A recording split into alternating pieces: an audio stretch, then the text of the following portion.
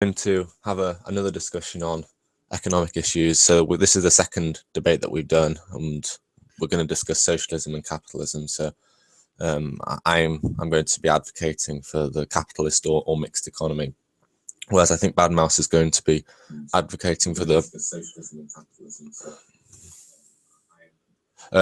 is going to be advocating for a socialist-based economy. Do you want to just start by outlining what that is, and then we can maybe get into the discussion? Yeah, sure. It's a very simple one. It's where the workers and the people have a large share of the economy. Basically, they control their workplaces. They control how society functions. That's basically what it comes down to. Okay, so would you not say that in a capitalist system, the worker doesn't have a degree of control? No, very, very little. I mean, I can go and get a job that I like. I can invest in certain skills, and I have a choice about which job and get which place of employment I can apply for. So I do have a certain amount of choice in that. And if I invest in an education, I can expect to get a higher salary. So I do have a certain amount of choice. And if I don't like the paid employment that I can also choose to quit and apply somewhere else. But you do realize, but it's just the fact that your choices, even though you seem like you have a lot of choices, are very limited in how you go about your day-to-day life. I mean, they're, at the end of the day, it's not necessarily you that decides how you work around your life. It's your employer. It's your employer will decide whether they'll employ you, whether or not you have the skills, whether you're in the right situation to even, go to do those kind of things. And those things will all work in ways of defining your life. So I don't really think that you as an individual have that great degree of power in this very, shit fucked up neoliberal economy. So what sort of system would you propose? Well, how would your system of choice be? I know that you said that you want more choice for the worker, but how would you go about implementing and designing? Let's say designing rather than implementing, because practicalities aside, how would you design such a system? Well, so as in how I would see a society? Yeah, so let's just for the minute forget about practical considerations. How would you see your society where the worker has the full control? How would this society operate? Okay, well, it would operate in a way whereby we have those controls. So, for example, if you work in a factory or an office or whatever, those would be controlled by yourself. Not yourself, but you as the collective. So 100 people, 100 decision making, one vote each, that sort of thing. Okay. Now you apply that to a greater collective, a confederation, if you will, and that then goes to those people. You put in, your ballots, you put that towards there, you send off a deputy, a delegate to those places. That then gets taken in, and you work it out through that way as to how things will be managed and produced. So within any sort of company in this system, every single employer would have managerial type roles. There wouldn't be employers. Okay, so sorry, employees then, or I mean, obviously there wouldn't be. Okay, so the workers in this system, they would all have managerial type roles within the company.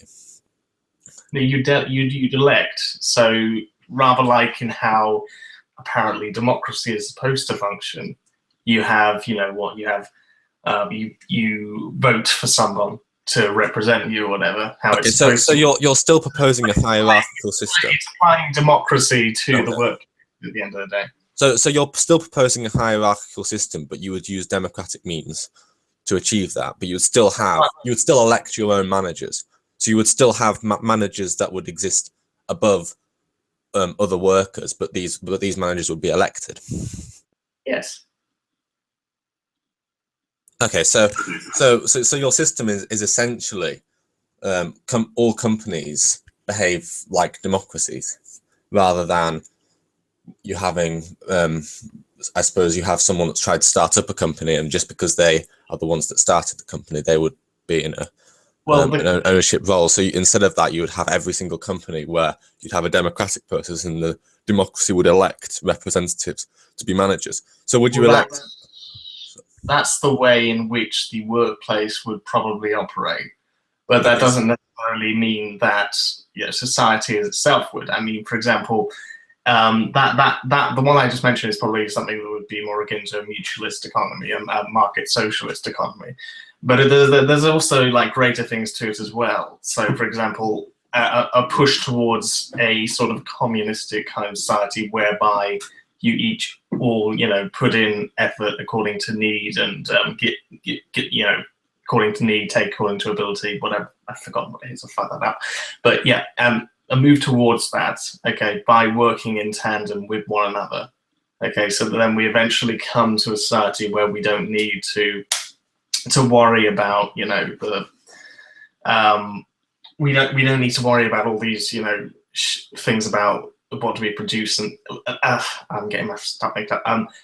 We don't. So basically, that we can get to a society where we can just make things that we need to do and work for ourselves and work according to our needs. Okay, but I'm still trying to understand the details of this system. Not details, but the general sort of structure. So would the structure still be a democracy? So would you still have to elect leaders of? And we talked about companies, but in terms of the society as a whole, would we still have to elect leaders? Would we still have a government, for example? Would there still be political parties? It depends on what your idea of, say, government is. I mean, in my mind, a government or a governance, if it will, is, the people who will help decide upon how societies function, I suppose. So right now we have a parliamentary democracy, or liberal democracy, whatever you want to call it, that we all put in one vote every 5 years. We put that towards there by someone who's already pre-selected. They go to Parliament, 650 people or whatever, and then boom, and they decide all of our things. And they technically get to be in there for about 5 years. Now that's not a particularly good thing. They're far away. They're far away in the House of Commons, where we don't have a lot of connection towards that. Whereas if, in participatory kind of democracies, whereby you all organize, as a group, you're subject to those delegates or those electorates by immediate reform if anything were to go wrong. And that works in a lot better tandem than if you just have one guy pre-selected every 5 years going to Parliament. That's not a very efficient way of democracy. I mean, you seem to be proposing a system of direct democracy. So I think you're not proposing a system of direct democracy. I'm proposing a system of better democracy, ultimately. Sorry, what? You want to call it direct democracy or Paracon, Paradec or whatever, I don't care. What I want is a more, one-on-one, face-to-face kind of democracy.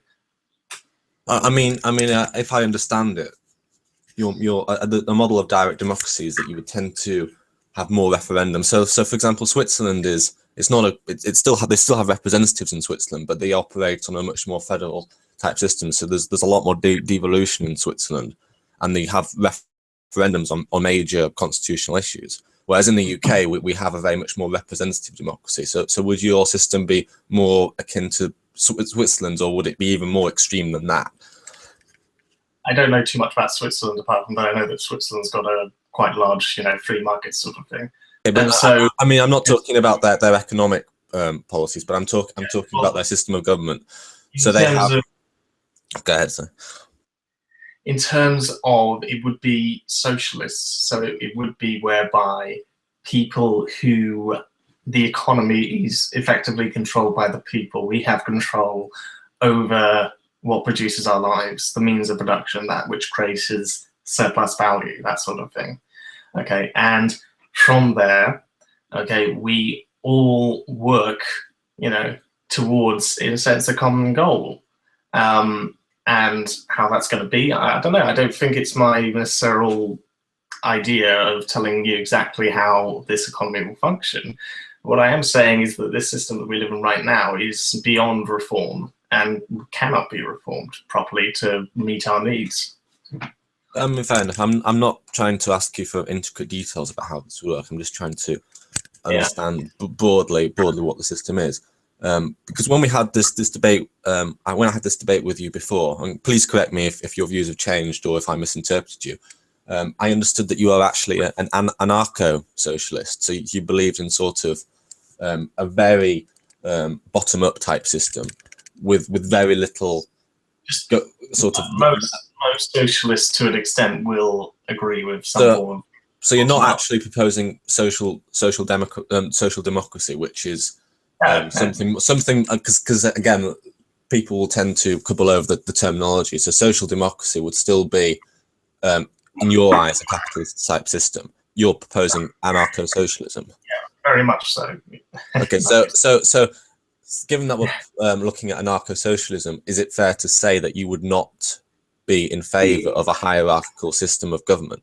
So you would not. So I'm just trying to reconcile the fact that you seem to acknowledge that there is a need for some form of representation, just through virtue of the practicalities of. There'll be needs for representation in probably any society. The way in which you do that is not necessarily in ways which I've said before. You know, pre-selected candidates that are out of your power.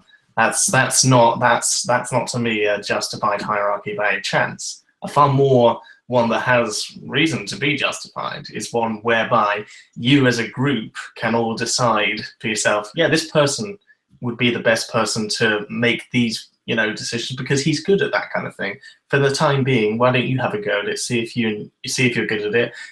But if at any point that were to come to a point where you go, right, he's not doing well, okay, can we recall? Because this is part of our society. We're all in control of this workplace. Well, this still doesn't sound like an anarchist system. It sounds like you're talking about electoral reform, and almost like you're criticising the electoral system that we have in the UK, and you're proposing something far more proportional, where you directly elect a president, as opposed to what we currently have, where we have an executive of a party that happens to be in government. The reality is that they're not going to allow us to bring about any kind of system like this. Whenever they've gotten too big, whenever any kind of, you know, worker movement has gotten too big, they get crushed. So, for example, the IWW got crushed in the 1910s because it was getting too powerful. It had a massive anti-war message, saw that thing. Communist Party of the USA, of course, you know, McCarthyism, red trials, all that sort of thing. Whenever socialism has tried to start up in a country, it's literally been blasted by the US and the West. So they're not going to basically let us get anything like that because they've learned about what's happened in the past. They're better at it than anything. I mean, if you wanted to try out your system, why don't you start your own artificial commune? I mean, I think it would be fairly straightforward. It would be fairly straightforward to find someone willing to fund it. There are lots of very high-profile socialists out there. So why would you not be in favour of putting these sorts of ideas to the test and start your own artificial commune? Because you can't escape capitalism, you need to destroy it.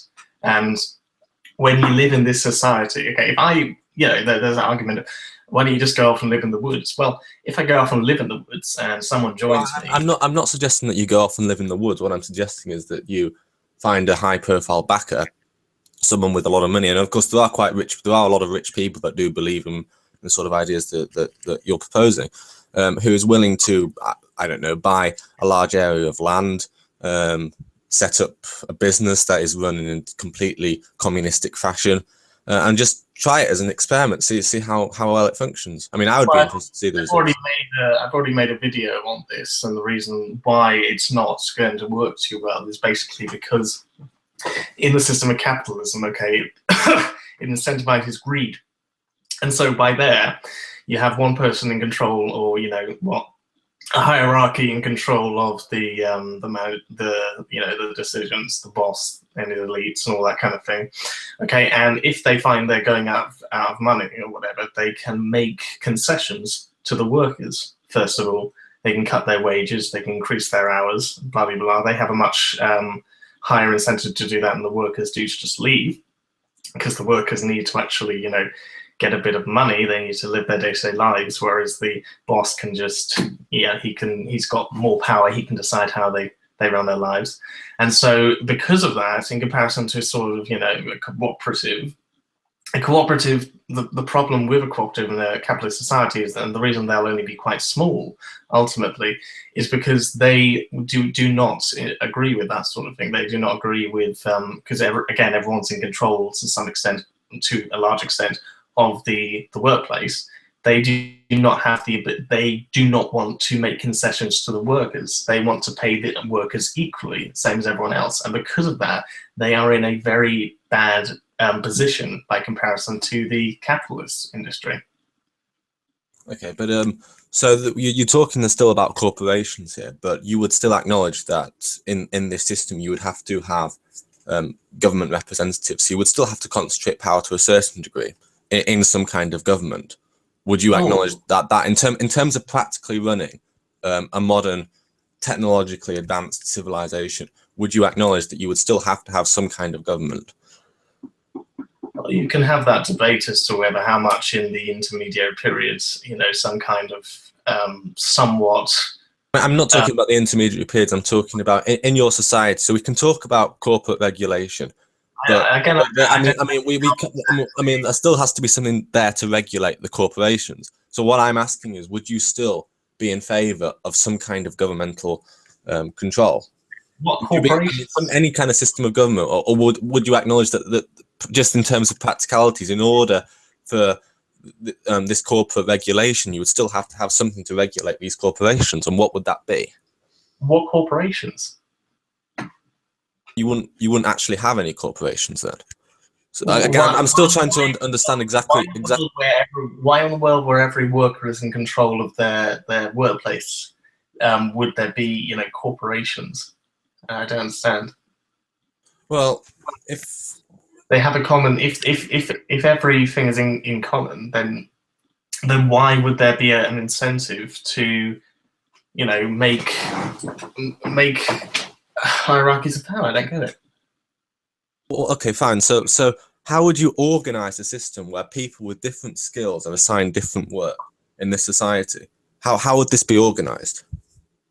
Well, so you quoted earlier from each to their talents to each of their needs, which is a common socialist phrase. So what I'm asking you is, how would you organize such a system where you would prescribe various different employment based on people's intuitive abilities, and how would you redistribute the wealth according to each of their need? How would you go about organizing a system such that this is possible? Okay. And I'm suggesting to you that regardless of the economic considerations, you would still have to have some kind of regulatory system, whether or not we call this a government or not, but you still have to have some kind of hierarchical organization in place to organize this. And I'm just wondering exactly what kind of system is that, and that's what I'm really trying to understand here. Okay. Well, in a system whereby they all had control, all right, then there would no longer be any incentive to make a huge amount of profit, because if everyone is in control of their system to some extent, okay, if we've managed to something I didn't mention before, by the way, is that workers would then have to be able to usurp the existing government to some extent, and it would need to bring it under, the rule of councils of municipalities, or whatever you want to call them. And with that, you would then need to work towards, that the incentives would be in place there to work towards worker individual growth. So we say, like, well, how would people be assigned these kind of jobs? Well, we'd work toward, because the incentives would be in our hands, we would work towards what would benefit us. So nobody wants to necessarily work in a sewage. So what would we do instead? Well, we'd figure out ways. First of all, we'd try to automate as much as possible. We try to make sure that, and first of all, fit around our existing systems. So we might create new ways in which that can fit around. Okay. Second, we then try to get, if that cannot work, then we try to basically make it so that everyone has as much freedom in their chosen field as possible. So, you know, if you're working in a job that is lower down, well, I'm not being elitist about this, I'm just saying, just for the sake of argument, you know, then you would have a larger degree of freedom, because that is how the system is functioning. And if that doesn't work, then what we do is we'd share the work around. We'd make sure that everybody has, you know, the ability to do that work as much as possible, because there wouldn't be as much need when we get rid of a lot of bullshit jobs in our society. There wouldn't be as much need for work. There hardly is. I mean, but clearly there would still be a need for sewage plant workers. Oh, I'm sure there would, but we'd function society around it so that it wouldn't be as much of a hassle today as it would be under a capitalist profit-driven society. How would you manage to do that then? I mean, you talk about automation, but in order to automate a sewage plant treatment, you'd have to set up these industries. You'd have to take the necessary steps to create the technology, the manufacturing processes to do all this, and that opens up a whole new raft of problems. I mean, who would necessarily want to work in menial jobs in these manufacturing industries either? I mean, we haven't managed to automate it yet, and obviously technology is still advancing, but let's just assume that the technology is at roughly the same level as it is today, and we still have to have sewage plant workers. You talked about sharing out these roles to various people because people don't want to do them. So how would you force people to do jobs that they don't want to do if there's not enough of a demand for these jobs in this society? Would you have to have some kind of organization that assigns different? So would you have so like let's say I've worked in a sewage plant for the last 5 years in your society. Would I then be able to go to this organization and say, I've worked in this sort of particularly unpleasant job for the last 5 years, can I go and do something else now? So how would you organize this? What would this organization be that deals with the allocation of these various jobs? Would it be a superior organization? Would it have supreme authority? Would it be like a government? But again, this is the real fundamental issue I'm trying to understand here. How would you organize your society? It's the collective. Just in a very broad, general sense, not looking at intricate details. You are the collective, the councils. You know, like, for example, take the worker councils in Spain during the Spanish Civil War, or take, for example, maybe the Soviets before the Russian Revolution. They were the things that coordinated the control, and maybe in, you know, a future society, they would then functionary as that kind of way in which society has functioned. So, but the difference here is the incentive. So right now, our incentive, but the politicians' incentive, the bureaucrats' incentive, the government's incentive, whatever you want to call it, okay, is in the interests of profit, okay? Because if you make profit, etc., then you have more power. You know, you have more power over the people, etc., like that, okay, and so on, okay, and that's the way our system functions. That's capitalism. But when you have a system where the profit motive is non-existent, then what incentive do you have to go around, you know, making as much profit as possible at the expense of the workers? And so that is the reason why. Because in that sense, it would be fine. It would be, you know, admirable to have one whereby the workers do have the control. But I mean, in a capitalist system, incentive is already highly individualized. This is the reason that people thrive for higher paid jobs. The reason why people might do extra hours in their job, might work overtime, is because they know that they're going to get rewarded for that in a very sort of targeted individual manner. In your society, I don't think there are any of these individualized incentives, or if there are any of these individualized incentives, what are they specifically? For example, why, if I refuse to work on the basis that since the wealth is going to be redistributed anyway, what would happen? Let's say I just refused. Let's say I just refused. If I refused to work, I would still be fed, I would still receive comparable housing to everyone else around me. So exactly what is my incentive to work? Well, It's your not incentive, targeted towards me, is it? Just from a purely selfish position, why should I go out yeah. and work? Yeah, all right, but this all lies on the idea that work is, people only work because they are paid, and I just think that's a completely baloney position. Well, I think you need some so kind of justification. okay, so if that's true, then what's wrong with, instead of having a sort of socialized safety net, why not have a system where you use charity instead? If this is all about volunteering, voluntarily helping the collective, in which case get rid of the social security net and have an entirely based your system on charity, which is actually quite a but the logic is that if people are not working for their own individualized incentives, then there's no reason why such a system where the social security is based entirely on the charitable whims of individuals would not be a success. Why can't we have that system? My point is not that people obviously don't work for their individual incentive. Of course, like some people will, especially, you know, high up managers and stuff, of course will work for the incentive. Business owners will work for their own incentive, okay? I'm not just talking about business owner. I'm talking about everyone.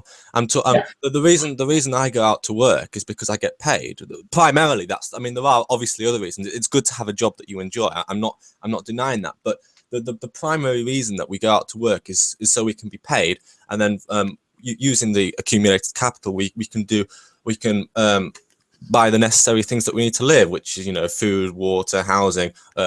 Those are the essentials, but of course there are other subsidiary things as well. So I'm incentivized to work precisely because it benefits me directly, and it benefits the people around me directly. I mean, again, the whole family system is that people can work to help themselves in their immediate family, but there's a lot less of a strong motivation to work to help people that you've never even met before, complete strangers. What would be my incentive to go out and work for this sort of collective when I'm not receiving any direct benefits for the work that I am personally doing? What's the direct benefit of bringing up a child? No. As I said, that people will work for their families. I mean, this is the whole reason why you can't have a 100% inheritance tax, because humans are naturally social creatures. So we have very strong feelings about the people that are around us. We feel very strongly, we have very strong emotional attachments to the people around us. But our emotional attachments become far more limited when we look at complete strangers. And if what you're saying is true, and if the emotional attachment is indeed strong enough to complete strangers, then why not have a system where instead of a social security net, we have a charity to do it? Because of course people can still be very generous to complete strangers, because the charities are incentivized to not necessarily completely disincentivized, but they are to some extent being prevented from that feeling of mutual aid by the fact that if they were to solve those problems, then the people in power of those charities would go out of business. If charities did work but function properly and etc. like that, then I don't think we'd see as many charities as we have today. No, but I mean, people give to charities and don't expect to receive any benefit. I mean, obviously there are nuances here, but when I give to charity, I don't expect to receive any capital benefit from giving to that charity. I give as an act of generosity. The benefit I receive from that is an emotional benefit, but it's not a benefit that I receive in terms of capital. I'm not financially rewarded for getting the person that gives to charity. I'm not talking about the charities themselves here. Obviously, that's a different case. But from the point of view of the person that gives to the charity, I'm not receiving any financial benefit for doing so. So the question I'm asking is that we can talk about a society where people work on a purely voluntary basis for everyone else, and that would be fine. But if it really is the case that the emotional attachment is strong enough, then we could design a social security system, and you know, the whole concept of these charities being corrupted can presumably be worked around as well. So, I mean, How? well, I mean, Yeah, I think that there is to do that, and that's by removing the profit incentive. so, can you elaborate on that? Well, like I've said before, okay, so in these societies, we are incentivized. If you have, private property, you're incentivized, therefore, to make more private property. Sorry, to get more profit out of that, so you can compete with other people, because you might go under if you don't compete, if you don't spread yourself out enough. Okay, that creates a very dark kind of sadistic way in which we function as societies, which is not how society has functioned for the great deal of humanity's history. And that is not how human beings operate. We don't necessarily operate by being competitive to one another. Well, are you sure about that? Yes. Oh well, okay. I'll take your point, yes. but just to sort of take this logic and run with it. If that's the case, then why do say the greatest achievements of mankind come from an atmosphere of competition? Why, for example, are the greatest sporting achievements achieved in an environment that is highly competitive rather than highly cooperative? And there's no reason. And I know what you're going to say. You're going to say because the organisations that run these sporting organisations are based on an atmosphere of competition. But that's a disparate issue. If it was in their best interests, their best capitalist interests, for their athletes to cooperate rather than compete, they would make the most profit by encouraging an atmosphere where they cooperated rather than competed. But we don't see that. What we instead we see is that the best conditions for humans reaching their potential come out of an environment of competition. And I know this personally. I do sort of running in my spare time, and I always know that I do better when I run with other people and I have something to aim for. I think we are naturally very competitive species. When we have something that we know that we can aim for, we do better. And I'm not saying that there's no place for cooperation, but I would dispute the fact that competition is always a negative aspect of the human condition. I think it can be a very positive aspect of the human condition, as can cooperation be a very positive aspect of the human condition. That's a very isolated kind of thing, like of sport. All right. No, but it's yes, okay, cool, sport, but that isn't going to do anything for the economy at whole, is it? Yeah, but it's not a completely nebulous example. The point I'm trying to make is that humans are naturally quite competitive, and they achieve their potential when they're in an environment that where they have to say, this is the standard that I have to meet. How can I do better? Would you acknowledge that without an environment where you have to compete, people will not achieve. So let's say even if that's true, okay, that is not how our society is going to function, because if everybody agrees with that, okay, if everybody works hard, if everyone saves up their money, you'd have an economic crisis. There'd be massive inflation, and you'd probably see stuff like happening in Japan, where everybody works hard, 12, 15-hour days at some points. They're not getting any further. No. I'm not trying to defend the concept of a dog-eat-dog-eat world. And what I'm trying to defend at this point is that competition does have its merits. This is the sort of very the minimum thing I'm trying to defend here is that competition can produce benefits. And the thing that I'm trying to rebut at this point is your assertion that competition in all sorts of forms is a necessarily negative trait. The thing I'm trying to establish here is quite simple: that competition can be a positive, and that's not to say we should live in a world where we have where the competition is unmitigated. And of course, I would never advocate for that. I've also said that cooperation is a great trait. But what I'm trying to reconcile here is that the society we currently live in is clearly one that is successful in a sense that we can feed a lot of people on a strip of land that is pretty incapable of sustaining us. And we all work together in such a way that our society functions in a very sort of successful way. And I think competition plays a part in that. Okay, right. 2 points. Okay, so in regards to I think I'm actually getting a little bit off the point here. I think I'm going a little bit off on a tangent. So try to bring this back to something. Right. Okay. So hang on. You mentioned one thing about sport, and then you mentioned something about feeding people. Right. Okay. So what we're talking about with this competition, where was this going? Because I think we're going off on a bit of a tangent here. Let me just finish that off then. Okay. Right. So the competition of sport, okay, affects no one's ability to their needs, does it? Okay. If you run really fast, then you do that because you want to do it, okay? Because do you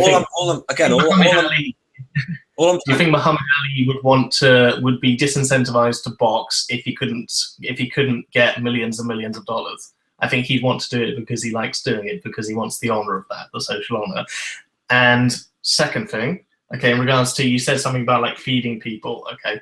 Well, in our capitalist economy, we overproduce more food, and yet people still starve or go hungry. And the reason why is because it's not profitable to send money over to places where they can't,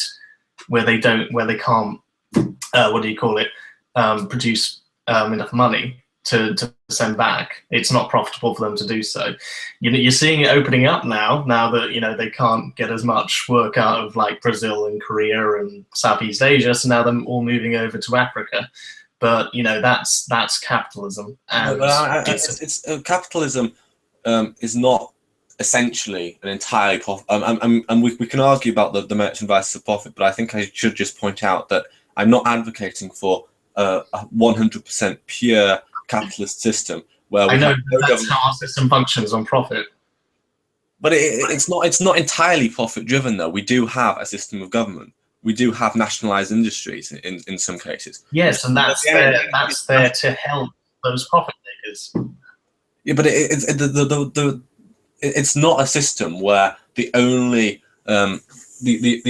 important quantity is profit. We do have a public sector that is not profit orientated. Yeah, and that's largely grown as a result of worker struggle, frankly. Yeah, but again, I'm opting for a conservative position here. I'm trying to suggest that aspects of our society that we currently have should be conserved. You're the one that's arguing for an overhaul of the current system that we have. I am simply arguing in a far more limited sense for something much the same as what we already do have, which is a system that is not entirely profit-driven. There is a grey aspect of society that is profit-driven, but there is also a social security net. We also have a system of government. We also have democracy. We also have nationalised industries to some extent. We also have a tax system and so on. So it's not entirely fair to.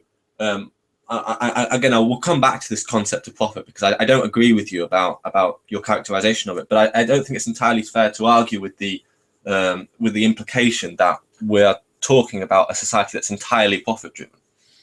The economy is driven by profit. Would you agree with that? Yeah, yes, I would agree with that. Yeah, and the economy influences how the government will act. Okay, so if you're in a situation where the economy is, needing help because everything's going wrong and everything, then maybe in the case of the post-war years, implement stuff like the NHS, okay, and the GI Bill and stuff like that, okay, which will then allow some degree to, in a sense, what it does is it kind of, in many ways, destroys some parts of class consciousness. But then when suddenly struggle comes along, like in England, okay, you had a large increase in workers and that kind of thing over there. But then you had a big struggle during the 70s because normally in the past, what would happen is the employers would have full power when there's a struggle, when there's a problem in the economy, and they just chip away at the workers and they spare their expenses. But now you had a problem because the unions were very, very powerful. And that is what led Thatcher to then come along and lead us down this 40-year path of neoliberalism. And that is these things will happen when the economy is in trouble and the economy is driven by profit. Okay, so can you explain a system then? Can you explain an economy that is not driven by profit at all? Which is, I think, what you're advocating. Just to be clear here, are you advocating for an economy that is not profit-based at all? 100% non-profit doing. Financial profit making, no. No profit making at all. Okay, so can you explain how such an economy would function? I can't explain to you exactly every single way in which. Okay. I'm not asking for details, but let's take a simple example. Would you acknowledge that, and I'm sure you would acknowledge that people have different needs, they have different desires. Let's say people have different desires. Mark spoke about that. Mark spoke about like need for Barney's castle, whatever, like that. You know. So people have different desires. They will want different things. They will want different commodities. So how would you implement a system where people can obtain different commodities? Based on the resources that we have available. Okay, so how would you, so let's say I wanted, I don't know, let's say I wanted to buy a television set. How would I go about doing that? And I don't want intricate details. I just want a sort of general approach to, I want something that other people want, but not everyone wants. How would I go about getting that? I've seen a sort of way in which maybe the economy might function. That's whereby, based on the amount that is produced, you then decide from that, okay, how much do we have left over past our needs? How would you decide how much? So I'd imagine in a how would you know how much work would be done? Because production is based on demand and supply. How would you be able? How would you be able? A market-based economy is very good at telling us exactly what the demand and the supply is. I mean that's how it functions. It almost functions through a sort of trial and error approach. That if the demand increases, the price goes up. So how would you in your system be able to assess demand and supply, bearing in mind that demand and supply changes all the time, continuously? Supply and demand anyway only reacts to people who have the ability to demand it. So you've already acknowledged that people have different desires and want different things.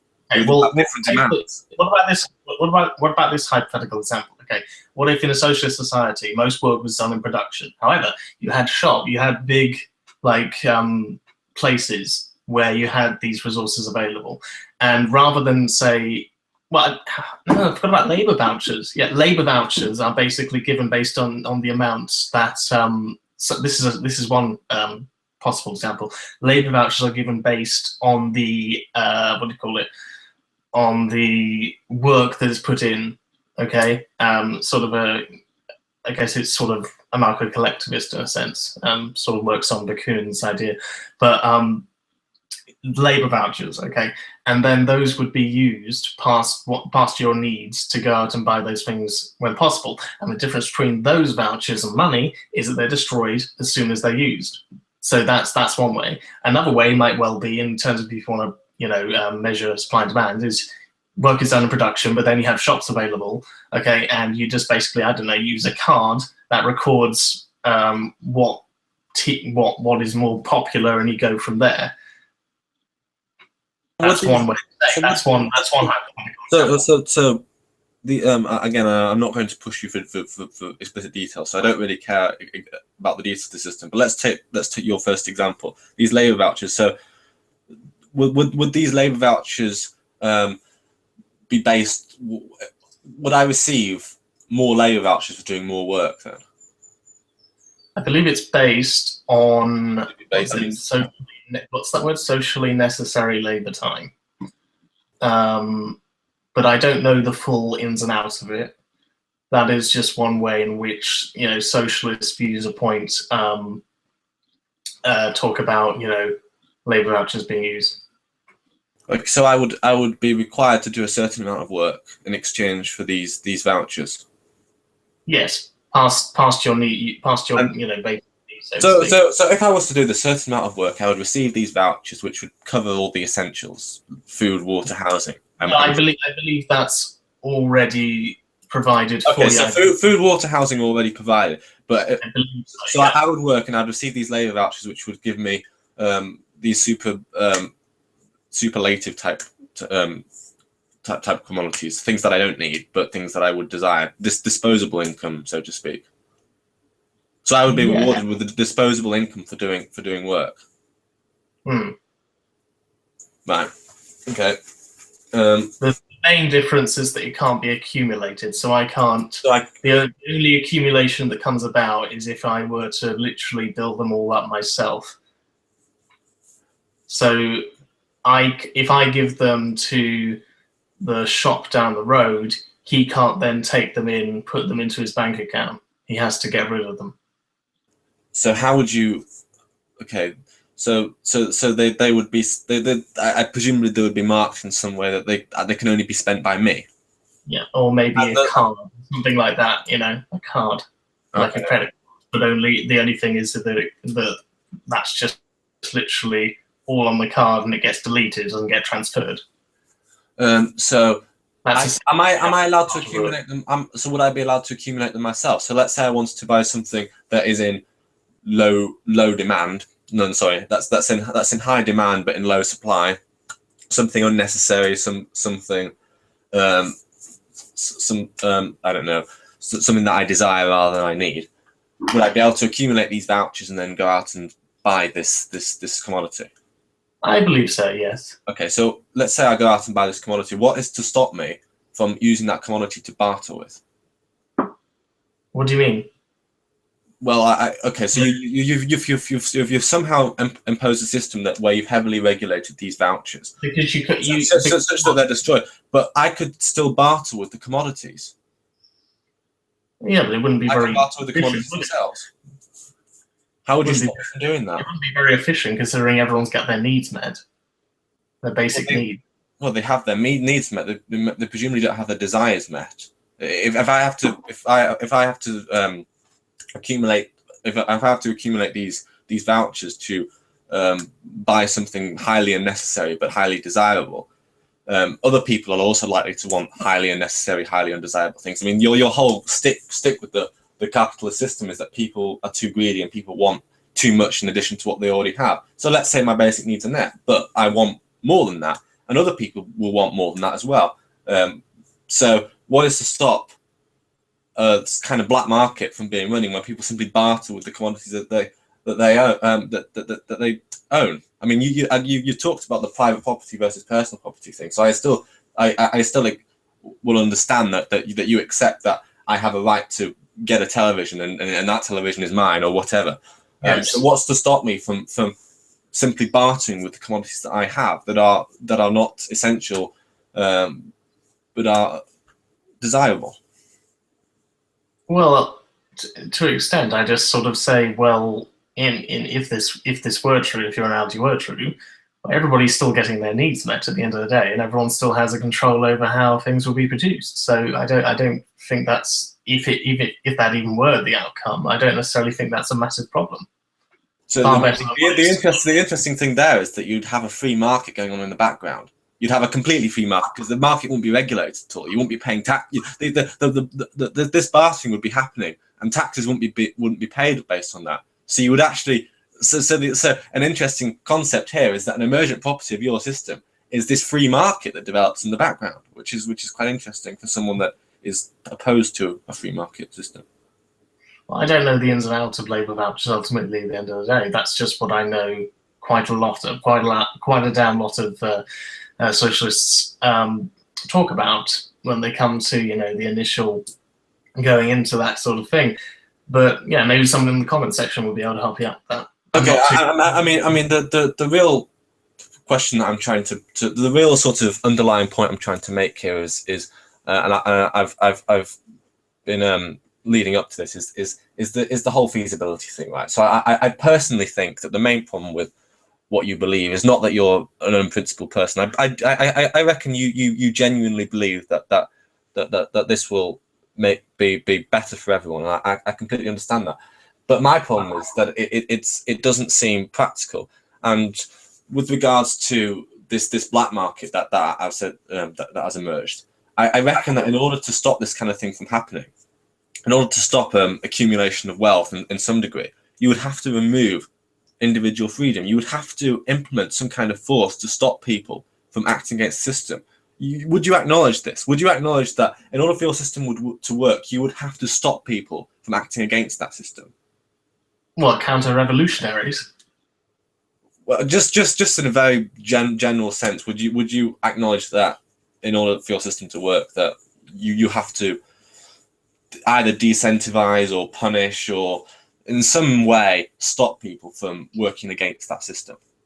Let's say that you have your socialist system, but what if I want to become a black marketeer? Let's say I don't want to work. Let's say I just refuse to work. Would you acknowledge that there has to be some system in place to stop me from doing that? Well, maybe, but I mean, ultimately, it's in a far better situation than what we have today. Okay, but I'm just trying to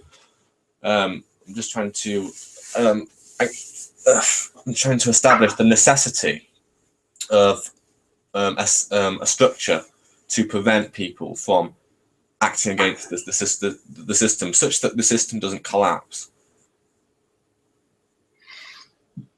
So if everyone in your socialist system, because their needs are met, refused to work, that would be tantamount to a collapse of the system. You would you would have to acknowledge that there has to be some way to prevent that. Yes, and that is, as we've discussed, it's based on, I don't think people just sit around and think, oh shit, stuff's going down, better get someone else to do it. I think they sort of realize that, shit's going down, we need to do something about this. And guess what? We also have complete worker control now, so maybe we can work something out as to how to do this the right way, the proper way. That sounds like mob rule. That sounds like mob rule almost. That you have. It's mob rule ultimately, practically is a lot better than workplace dictatorship. Okay, fine, but you are arguing for mob rule as opposed to democracy. I'm saying that it's better than dictatorial workplace rule. Well, okay, let's take that for granted. But I'm just saying that you are advocating for a mobocracy rather than a democracy, where you elect a system, various representatives, where you have some enforcement system going on. That is one that would stop these anachronisms from happening. Well, if you want it to be that way, then I suppose, yeah, sure. Would that be in your ideal? In the idea of what? Like, so if you have a what do you call it in what do you call it? If you have a proposal that's brought up, okay, and you vote on it 70-30, okay, then that to you, what is mob rule? Is that what you're saying? Sorry, can you just say that again? I didn't quite get it.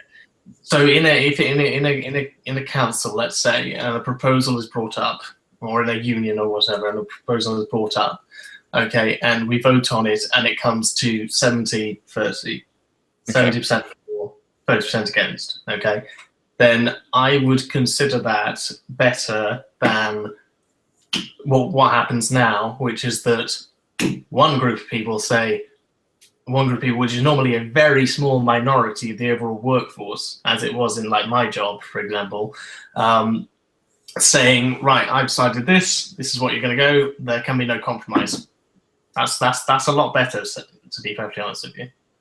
Yeah, but your employers can't cause you to. Your employers can't force you to work. I mean, they can fire you, but that's about all they can do. That's the worst thing they can do to you. And we're talking about the power that, whether or not it's a representative, whether or not it's the mob as a concept, but the power that they would wield would be greater than the power that your employer would wield, which ultimately comes down to firing you. I think that indirectly, they do have they do sort of force you to work. I think indirectly they do. They need forced work. So I mean again, I think there's a great number of people without control of the means of production in order for their businesses to work.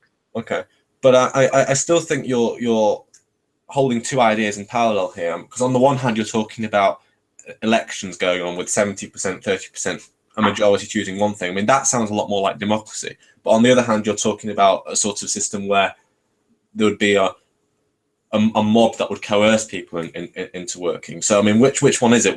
Is it a case that say 70 to 30 people voted for something, there would be a system in place that enforced that decision? Because it doesn't matter if the decision has occurred. If that decision is not enforced, it's irrelevant. So what I'm asking is there a structure to enforce that system, or is the enforcement expected to be emergent and people just do it because it's been said? It would be, hang on.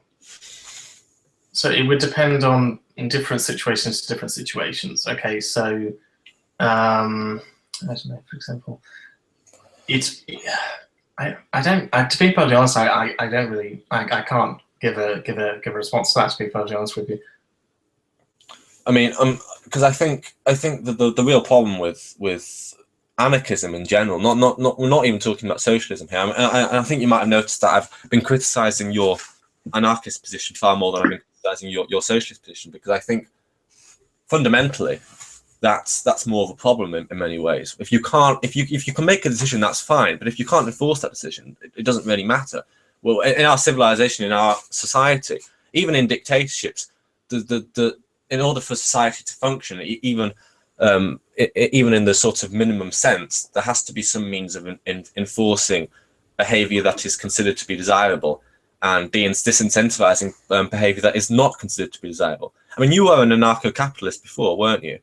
I mean, it's exactly the same problem with anarcho-capitalism. A lot of the things that I've been saying would also be a problem for anarcho-capitalism.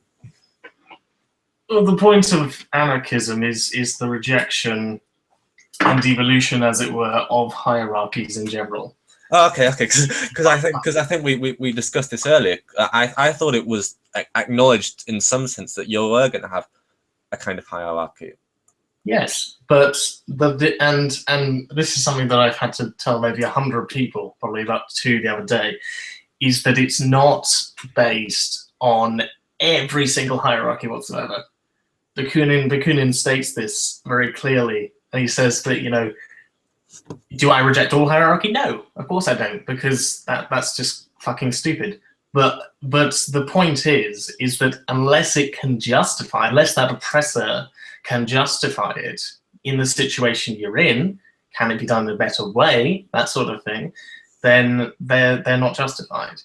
So if a doctor saying, yeah, I'm going to treat this patient. Oh, but I'm an anarchist, so therefore I have to ask everybody, you know, do you think that bloody blah is right? No, because you're the doctor. You understand in that situation when this person is on death's door, I have to operate, I need to know what to do. Guys, can you help me? That sort of thing. And that's, yeah, of course, that's a justifiable hierarchy, of course. I'm not going to go and ask the dustbin person, you know, how do you think it should be done? No, of course not.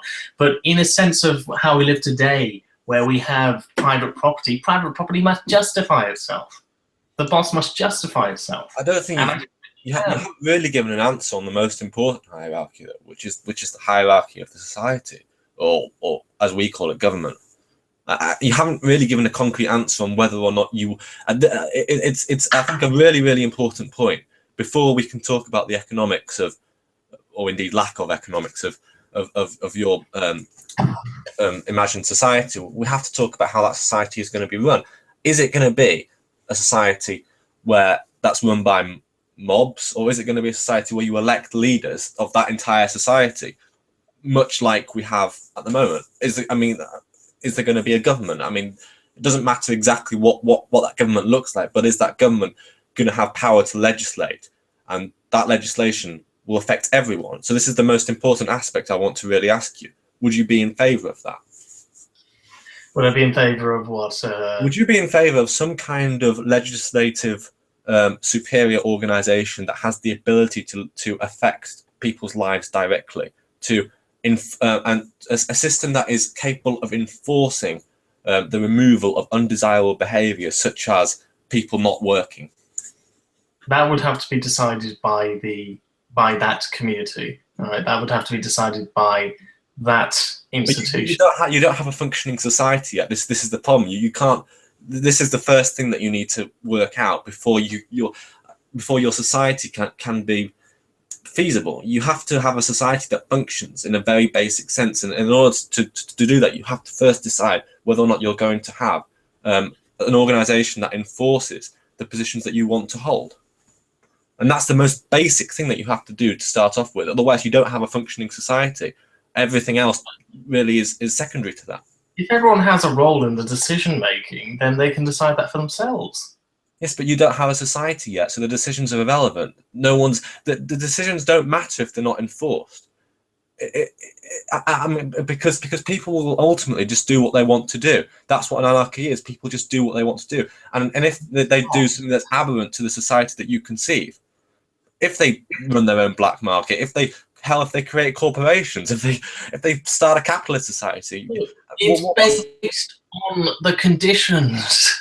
Okay, it's based upon, okay, if you remove those conditions from the situation, then it isn't as incentivized for those things to happen. But you don't even have a functioning society yet. You can't. Why would I want to, you know, push someone around in my workplace if I know that the workplace, everybody in that position, okay, is in control of the workplace, and they will have therefore some kind of, you know, incentive to go against me because of that. Because if you don't, then you will eventually have a large section of your population that runs in a completely antithetical way to your objectives. Their choices would be directly contradicting everything that your society stands for. What would you would have to at the very least be able to prevent aberrant behavior. Otherwise, the aberrant behavior will occur. I mean, it's an even more basic sense. How are you going to prevent murder? How would you prevent murder in your society? Well, again, like we've said, you start off, okay, by, for example, private property. Private property is relation to loads of different crimes. Okay, take robbery just for one example. Okay, a supermarket can turn away people who don't have money. Okay, and thereby they will have to eventually, if they can't rely on the generosity of others, they'll have to steal. Okay, because they can't do it any other way. Okay, so you start off by removing the structures in place that create this behavior, and then you work out ways within there to stop even more so. Okay, I mean, it seems like it's the main starting point. Okay, you remove the underlying radical conditions of said thing rather than going on the top and just trying to dissimulate it on the top. But it seems to me that we're removing structures, but that's all we're doing. It seems to me like your society doesn't have any structures at all. Yes, it does. It has structures of working councils. It has structures of you know, does it have enforcement structures? I mean, I don't understand why this question should be a problem. You would have a sort of a militia or a working men's band or whatever you want to call it. That would be again accountable to the community. So, you know, if this community, for example, finds this what do you call it? So if someone's going around murdering people, then the militia would be dispatched. Okay, and you would find this person, you would bring him to heel. Or more likely, they would kill him. Well, how would you prevent that? Because again, like I've said, it is accountable to it's accountable to its people. Okay, so if then someone goes out and murders them, okay, and the people decide, hey, this isn't very good, what's going on there? Okay, and then you decide from there, okay, well, okay, so we'll have this thing, okay, who was the person who did this, what was getting involved in that, okay, and you go, right, okay, so can we make this happen now? Can we not have that happen in the future, please? Because that's bad, and maybe we can take someone out of that militia because they were acting irresponsibly. So not only that's do you have far better than the society we have today, whereby there's no incentive to do that. Cops can go around. Not only do you have to mobilize all these people to do these tasks, you also have to somehow get them to come to an agreement about how exactly you would go around punishing these people. It just seems like there's no way that you can possibly enforce this. People will just anyway. I don't know. Maybe it would work, but the way I see it is that you have a society that is run entirely by the mob, so to speak. It doesn't sound like a democracy. It sounds like there are some sort of elections going on with these councils, but it seems that these councils that you describe are entirely toothless. They don't have. I don't know why you're talking about these 70-30 majorities, because they don't seem to have any power to do anything with those majorities. They don't seem to have any decision-making powers. They don't seem to have any power to decide how the society is governed. It just seems to be almost like a mob rule type thing, which begs the question: why would you even bother having councils if they don't have any decision-making power? Well, they do have decision-making power, but they don't have any power to enforce those decisions. They have the power of the people, and I've said that before. Yeah, they have the government to be able to go around and doing those things. Okay, I mean, are we just getting around in circles? I mean, okay, I mean, a sort of a question that's related to this. I would like to ask is I'm honestly very skeptical of this, but as with anything that I'm skeptical of, I'm very much prepared to be proven wrong. The easiest way you can prove me wrong would be to show in an empirical sense that this would actually work. And I know you've said that you can't do that because we're in the capitalist system already, so to speak. But here's my solution to the problem. The internet exists very much like an anarchy. It's pretty much a blank slate. It's not a perfect blank slate. It's not a perfect void of chaos, but it is to some degree a blank slate that you could start on. There's pretty much, as long as you're not breaking any laws, you can do pretty much what you want on the internet. So my suggestion to you would be, if you can create a website or an organization, just a virtual system that works with your lack of that sort of works in a way that you've described, then I would be very much more inclined to believe the kind of things that you've been saying. And again, I know it's not perfect, but ultimately you can't just keep blaming the system that we're currently in, because it seems to me that that's almost like an unverifiable truth. Because you can always come back to me and say the reason it doesn't work is because we're in a capitalist system, and that's an answer to every question I could possibly have. So you've set yourself in a position where there's no way that you can give me any empirical evidence. So what I'm suggesting to you is, okay, it's not perfect, but at the very least, the internet is the best kind of blank slate that we can give you. So why don't you create a website that anyone can access, that has no hierarchy, that has no one person in charge, and have your councils, have your elections, and show me that it will work. And if it does work, then you've at the very least you've shown that it's viable in a small way. I mean, that doesn't mean it's viable on a societal wide section, but it's strong evidence in favour of your position. Well, that everyone can delete. Well, you see, this is the problem. This is the whole problem with the society. There are aberrant qualities that you have to work out a way of dealing with. So you would have to work out a way of dealing with those aberrant qualities. This is part of the problem. The aberrant qualities of the guy that wants to delete the website, that's no different to the guy in your society that wants to destroy the society that you're living in. You in both cases, you would have to work out a means of dealing with the aberrant qualities. And what I'm suggesting to you is the reason that you can't is because you don't have a system in place that is capable of enforcing the ideals that your society is based on. The point about this is that it's not a society where everybody has the ability to do whatever they want. That's a complete straw man. That isn't what we want. I know you said that, but that's ultimately what it will be, because you have no ability to enforce against this aberrant behaviour. It might. I know you. I know your ideal is that people don't just do whatever they want. I fully acknowledge that you have a vision of a society where people work collectively for the greater good. They don't go around murdering each other. They do all these things that are conducive to a good, strong society. I completely acknowledge that. But this is all irrelevant if you can't enforce against the aberrant behaviours that would destroy the society. A society can't just be based on sound principles. It also has to be stable. And the reason dictatorships last so long is, even though they're absolutely awful places to live in, they are at least stable. Democracies are also stable. So I mean, the democracy is the best kind of society we've ever come up with, because it's both stable and it's a quite relatively nice place to live in. You have to at least demonstrate to me that your society right now is viable in that way. Well, this society right now is in a sense the structure that is the most stable and best one. Yeah, I would say so. Yeah, it's the best we've ever come up with. Yeah, it's easy to say that when you're relatively okay in this first world country. It's the same with you, of course. But I mean, I would rather conserve what we do have, because regardless of how bad you think our society, how bad do you think we have it, we still have it much better than pretty much anyone that's ever lived in a generation before us, and pretty much any other type of society that operates on the planet.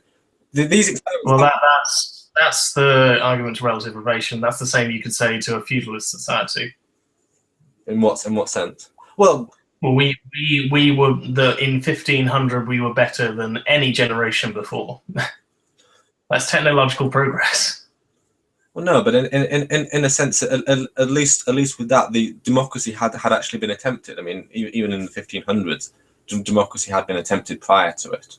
Democracy is a pretty old system. I mean, I mean, the democracy, I think, originated in thousands of years ago when it was first attempted. So it's not as if our system is relatively new. It's sort of the thing is, I acknowledge I acknowledge that you're saying that there's always the possibility, and I would describe it as a possibility, but you would describe it as a probability that we haven't. That there's some society, a society that I don't think you've done that well in describing exactly how it would work. But let's say that it is possible, that meets all your principled ideals and it does function.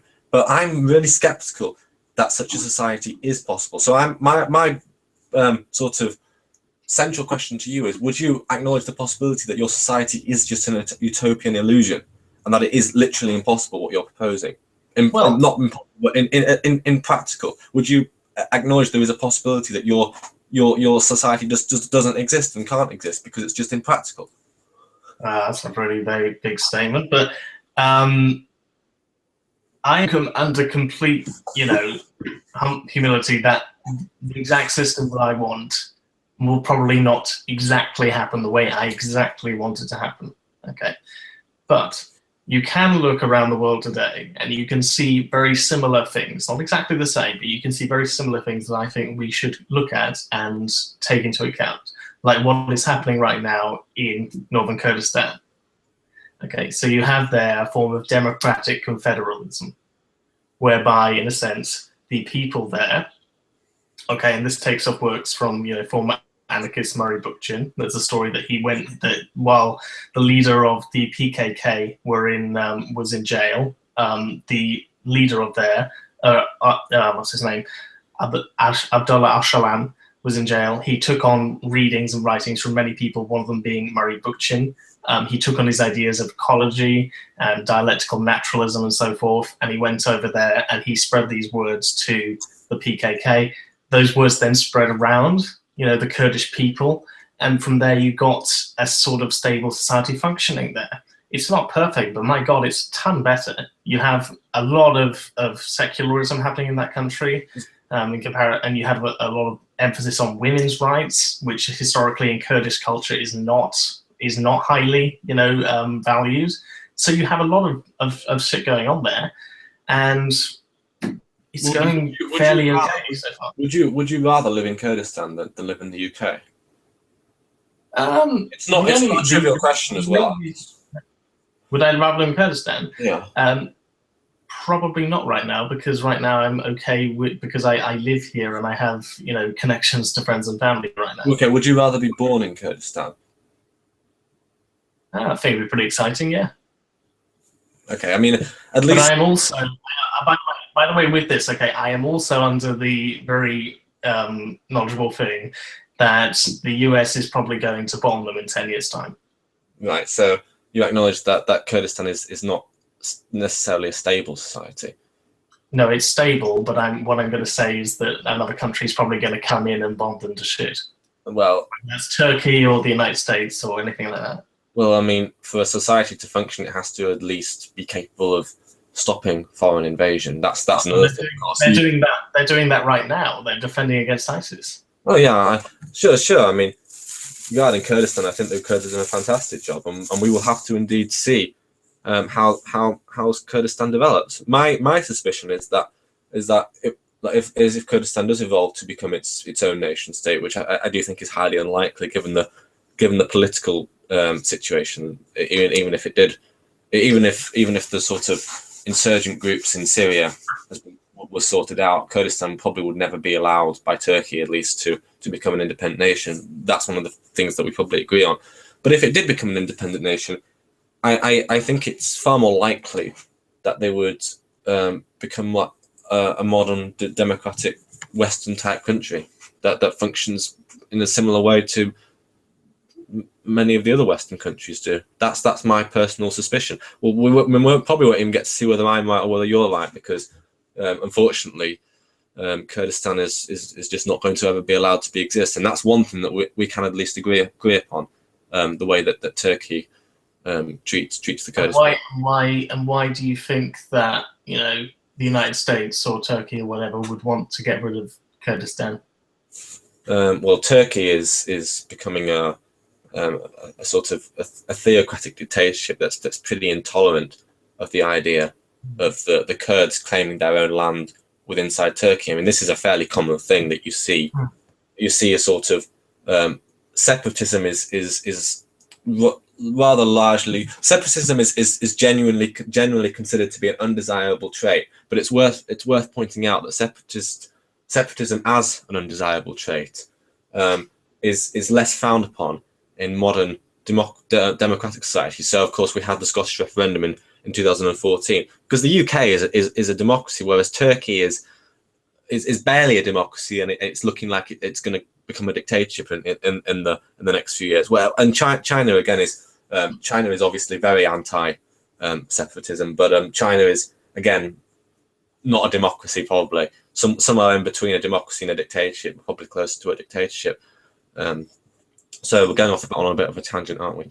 But that's a good way we could sort of lead it. I mean, because I've spent the entire time asking you questions. Did you want to sort of attack my positions? You're free to do so. I feel like I've been asking a lot of the questions. Well, I'll just sort of say something in regards to your point about whether I like to live there or not. That sort of argument is sort of like, if you love free market capitalism, why don't you go live in Hong Kong? Or if you love Tankiite Stalinism, why don't you go live in North Korea? Or why don't you? I think most go in that country. It's pretty impractical, considering that some of us are poor and can't really go over there. I think relatively few people would argue for completely unadulterated free market capitalism. I certainly wouldn't argue for that. I know you used to be an anarcho-capitalist, but anarcho-capitalism is quite a fringe position. I know it's fringe, but you've still got people who would make the argument that it exists, and you would still probably say to them, "Well, go and live in Hong Kong because at least it's the best of blah de blah." Yeah, I'm not saying necessarily free market. I probably would say that to that if anarcho. I would use a lot of the same sort of logic on anarcho-capitalism. If anarcho-capitalism is so viable, then why don't you get someone to fund an island or something, buy an island and try create your own. Why don't you? I don't know. I could say to you, why don't you go and live in Sweden? Well, Sweden is. I mean, to be honest, to be honest, I'm a conservative in a very literal sense, that I think that what we have going on at the moment is not the optimum situation, but it's actually pretty good. That's the kind of position I am. A literal conservative, in that I kind of want to conserve the good aspects of society. I'm sort of my opinion is that we need to fine tune what we have, and I do agree that we need to be progressive. But I don't agree that we need to be abolitionists. So this wouldn't really work on me, because there are countries that I think are better than the UK. I think Norway is probably a nice place to live. I think Australia and New Zealand probably have better economic policies, and so on. Not so good that I would uproot my entire life to go and live there. But I think they're marginally better. But marginally being the operative word here. So again, why do you want to stay here? Was there? Why do you want to stay here? Because the very marginal gains that I would receive by moving to somewhere like Australia and New Zealand does not counterbalance the very sizable gains that I would have by uprooting my entire personal life. You're not arguing for marginal gains, though.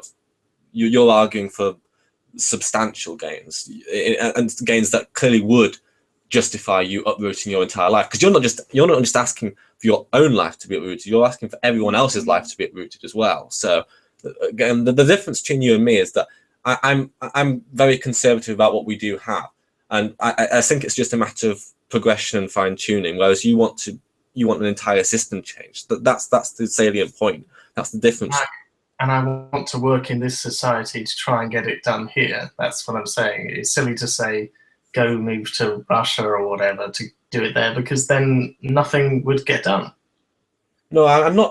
Again, I haven't actually suggested. In this society, I haven't actually suggested that you go and live in the woods or anything. What I've suggested to you is that you at least show me some empirical evidence that what you'll suggest can work. So I'm not suggesting that you uproot your entire life, because obviously that's unrealistic. But what I am suggesting is that you provide at least some empirical evidence that what you're suggesting is possible, whether it be the website idea, or whether, for example, if you believe in the to each to their need, then maybe donate a lot more of your disposable income to.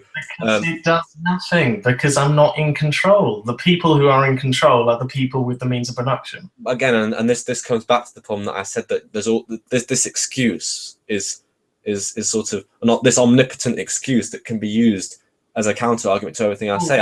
It's like the God argument. Okay, the individual can always say, you can't prove that there's not a God. I can't prove that your society is not feasible. I can't prove it, but you have to provide me with at least some evidence that it's possible. That's what I'm asking. And anyway.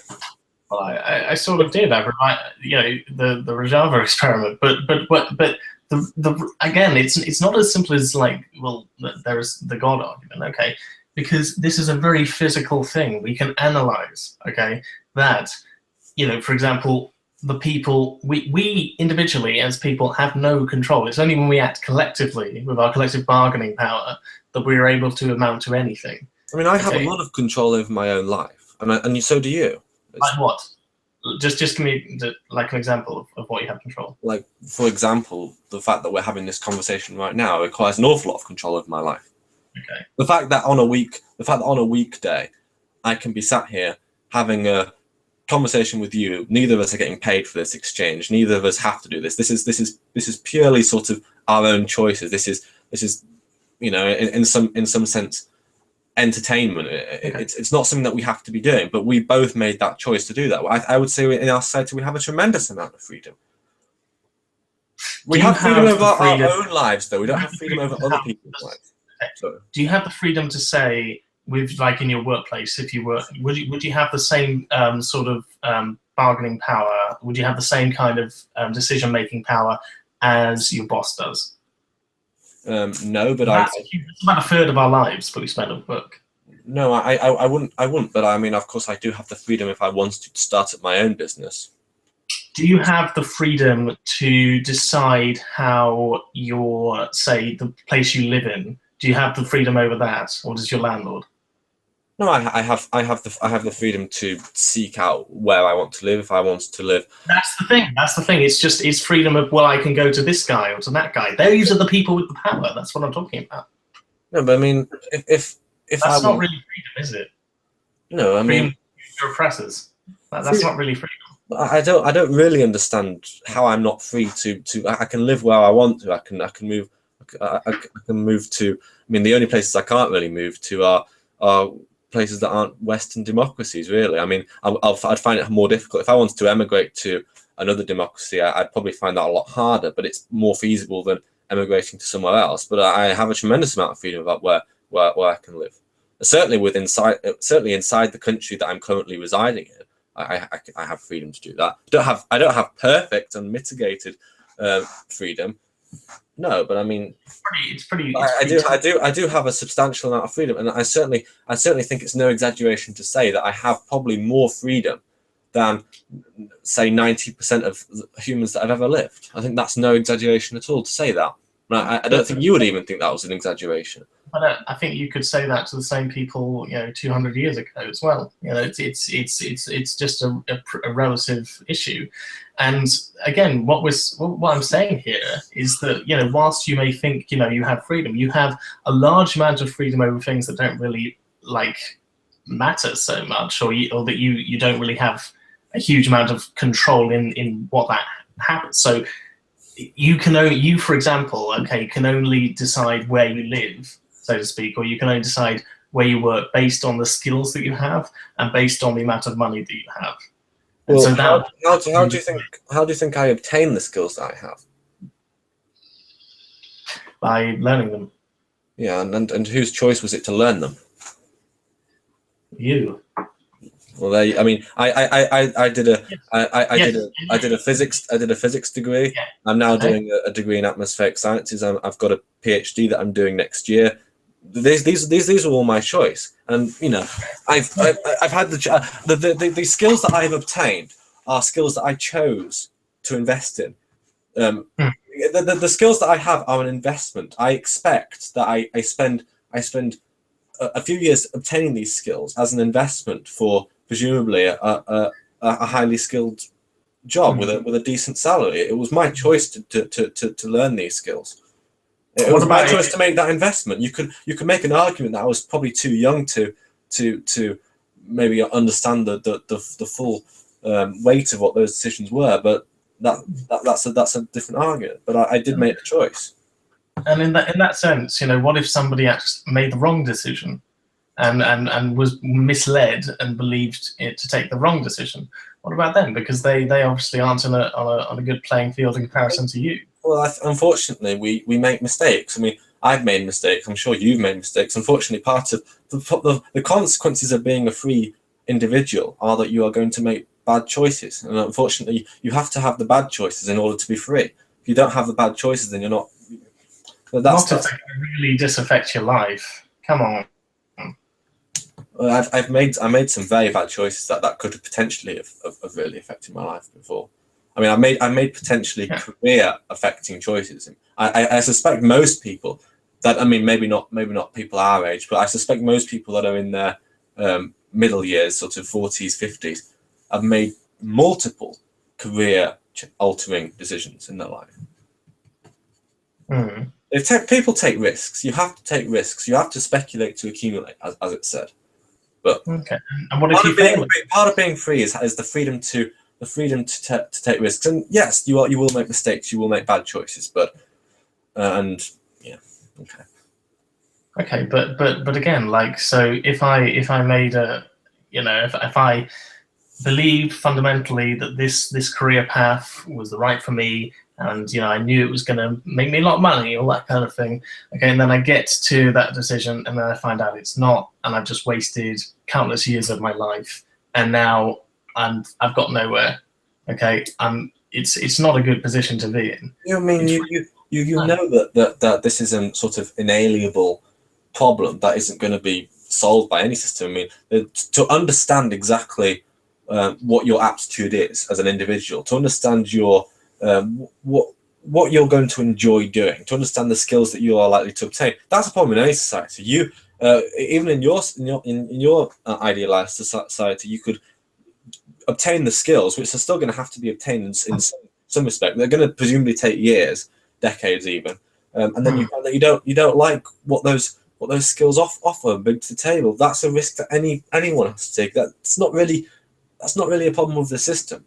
That's just being human. That's just working out exactly what you enjoy and what skills. It is going to be very problematic if that's going to mean that people are going to have less power over their lives. This is not a very good system to be in. Yeah, but it's not. This is not really the societal system. This is the system called life. I mean, again, there's nothing So that can stop reacting to an underlevel base. There's nothing. I mean, you can make a decision. You can either be a free individual, and being a free individual means that you have to have the freedom to make the wrong decisions, or you can be not a free individual. That's your options. I mean, and if you're not a free individual, that doesn't mean there's any guarantee that you're going to like what you end up doing. You're talking about control over your own life, but this is nothing really to do with society. This is about trying to understand what you like, what you're good at, and it's not something that you're going to solve just by changing the system. Well, yes, it is, because if I lived in a system whereby I would have all of my needs met, let's say, I would have all of those things brought to me and so forth like that, and then I could decide what I wanted to do in the spare time that I had available outside of maybe working a few hours to get the needs met, that sort of thing. okay, then even if I did fail at said task, I would still have the same opportunities to go at it again. In this society, you could take that description and apply it to a modern Western democracy. I think people wouldn't be able to tell that you were describing a complete system change. I think that's a very nice description of what we currently have. Honestly, I think you've just described what we have already. Right. If I don't find some kind of job somewhere, then I'm not going to be allowed my basic needs. Well, you are going. I mean, it depends on what do you define to be your basic needs. I mean, we have a social. I'm not going to be able to be allowed just general food. I'm not going to be allowed. Yeah, again, I mean, there's no perfect system. There's no perfect system, but we have mostly eliminated people starving to death in the street in modern Western democracies. It's not something that is a systemic problem. It still exists to it still exists to a certain extent, but it's something that has largely been eliminated. Yeah, and that took a lot of effort, didn't it? Yeah, so can you understand why I'm trying to conserve what we have? Mm-hmm. Well, can you understand that why I'm trying to conserve? The people who are fighting, the people who are fighting for a better system that we have today, were the people who are fighting for the abolition of the system that we have today. To go beyond that, to progress. Okay, well, with any revolution, with any change, with any sort of large system change, and in your case, changing the entire society, there's always going to be a risk that you end up with something a lot worse than what you currently have. Would you be prepared to take that risk on your own behalf? Yeah, we had this before. Okay. Yeah. It's inevitable. Why? It's inevitable that this is going to happen. Why do you think that? Because you have a lot of people who do not have access to those things that run their lives. They don't have access to private property. I think Marx said back in his day 9/10 of the population. Okay, and when you have that, you have a group of people who are getting frustrated, angry, alienated, all those sorts of things, and they're going to need to rebel at some point because they're really pissed off. When was the last time? The same thing happened with capitalism to feudalism. The merchants were really pissed off. Capitalism, the merchants were really pissed off. They weren't happy that they weren't being treated the same way that the aristocrats were. When was the last time? When was the last time we had a revolution in a modern Western democracy? When was the last time it happened? Some 200, 300 years ago, I guess. Right, so quite a while ago. When was the first time you had a feudalist, what do you call it, a classical civilization turning into a feudalist one? Quite a long time ago. Yeah, a lot longer. Yeah, but I mean, these revolutions that you describe as inevitable. I mean, are they really inevitable? What's your evidence that they're inevitable? I mean, what you've described is conjectural, but you haven't actually given any evidence that these revolutions are much less. So, I mean, at the very least, you must acknowledge that. Do you really think the entire civilization, 95% of the population, okay, living relatively primitive lives? Then along came a sort of classical civilization that lasted for a couple of thousand years.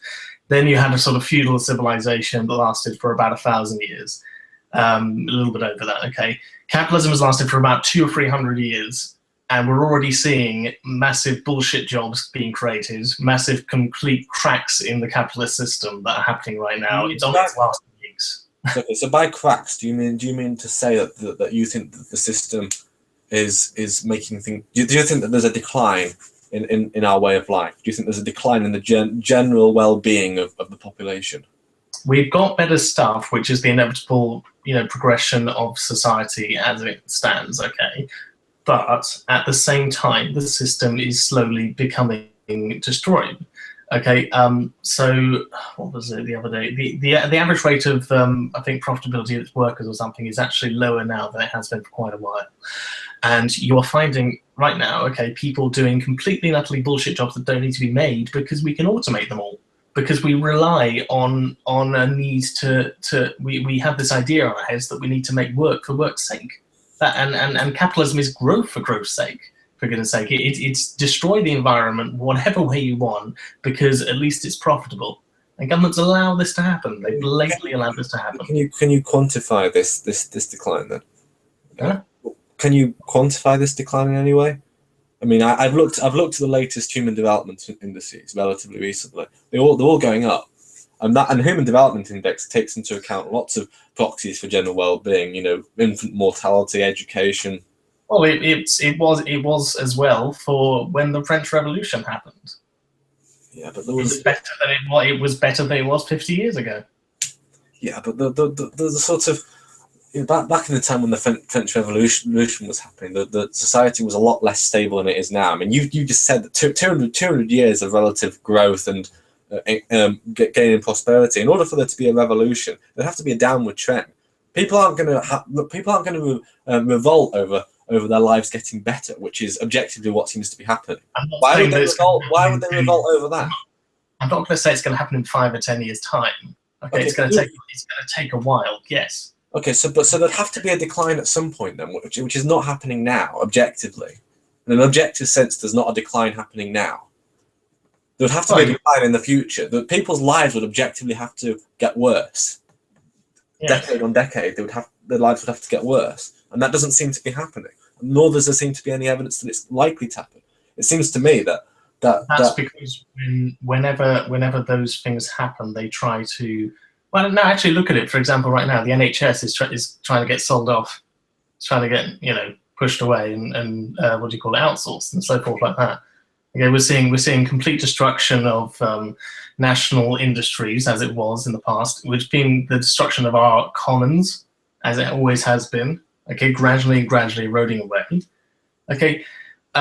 These effects don't seem to be having a quantifiable impact in general on the well-being of people's lives. Because if that was the case, then you would expect the HDI for modern Western democracies to be on a year-on-year decline, and it's actually on a monotonic increase.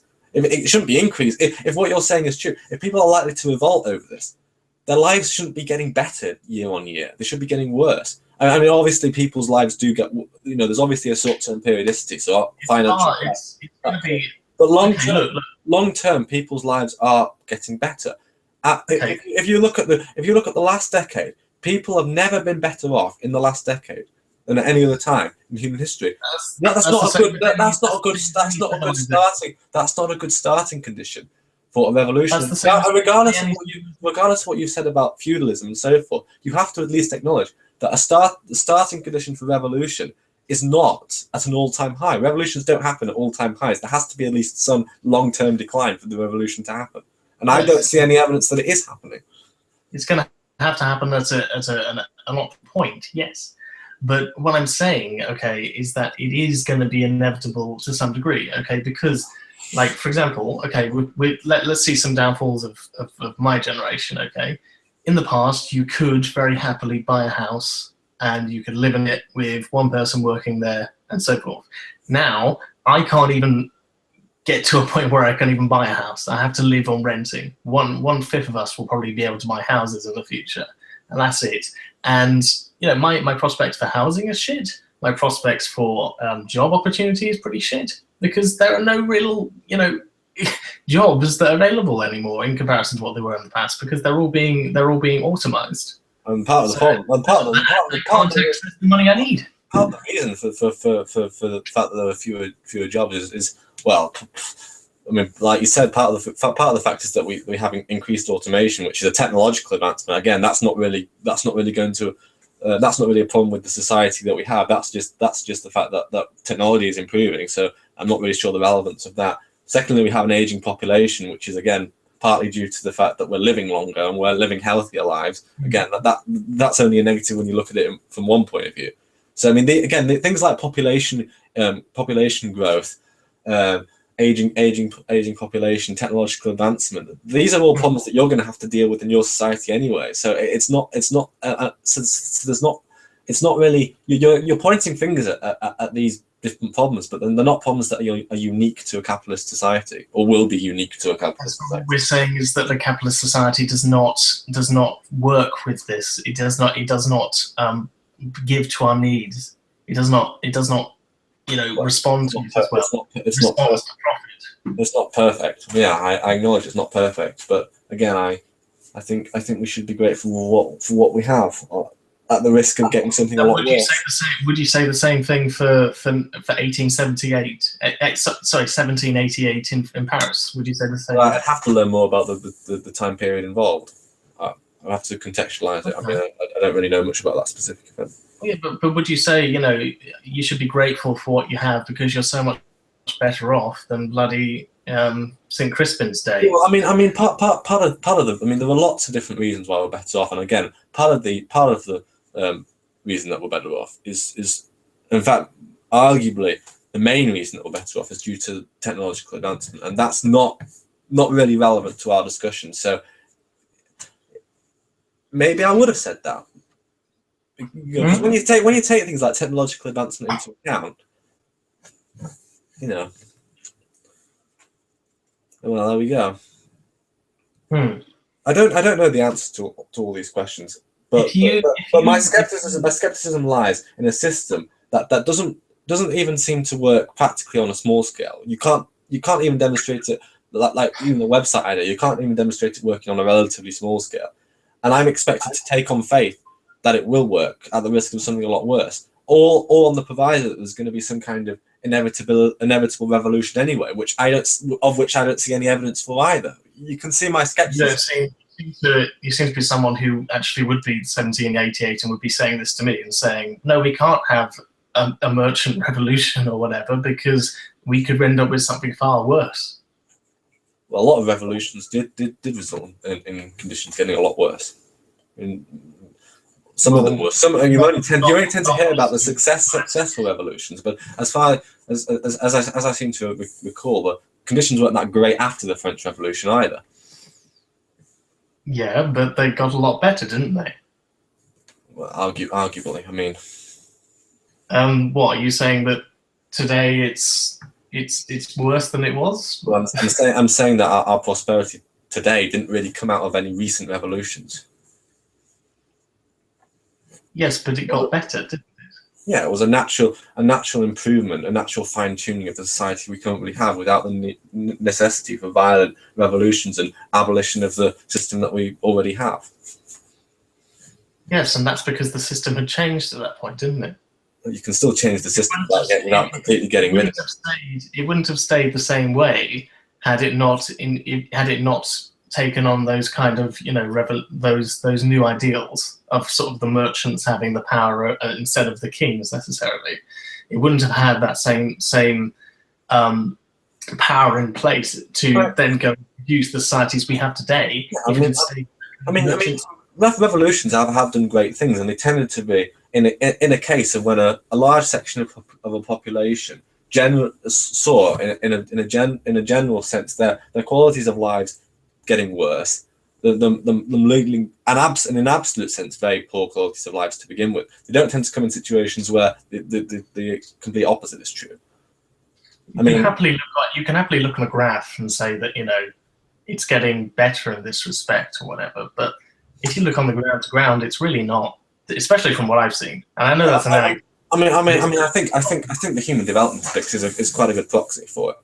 8 people with the most money comparison to the world's poorest. Again, that's more than 50. If the absolute level of poverty is decreasing, then that's a good thing.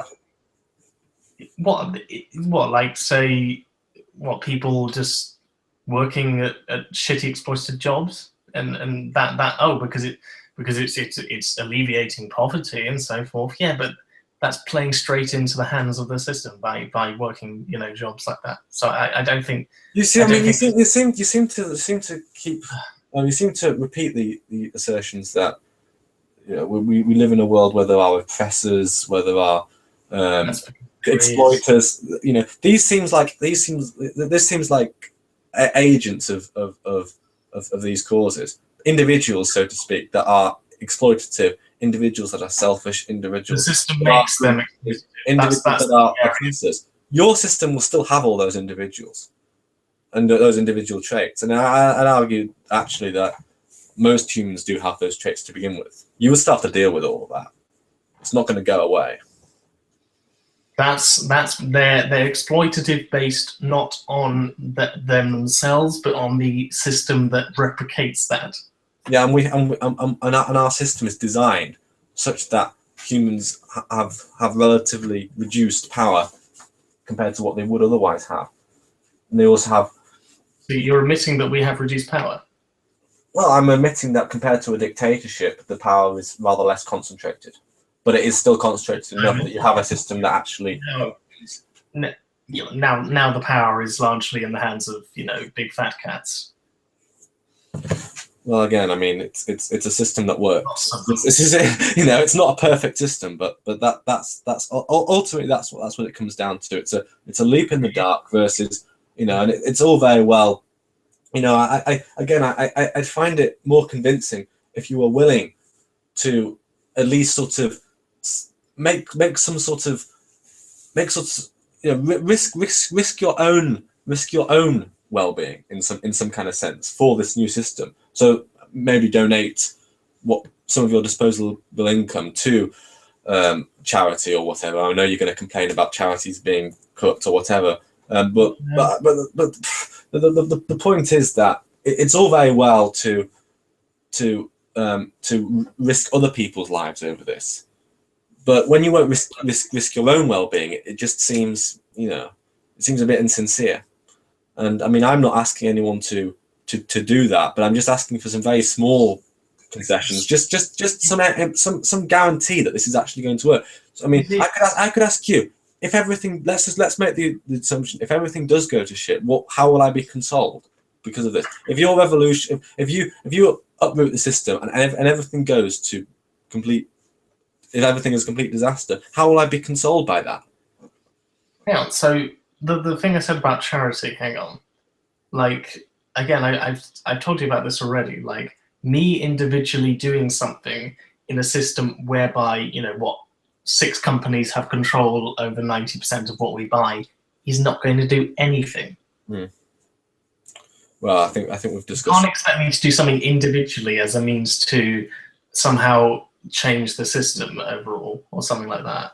No, but it would show some degree of sincerity that you were prepared to take a personal risk, because it's quite easy to take a risk on the behalf of everyone, but to at least sort of.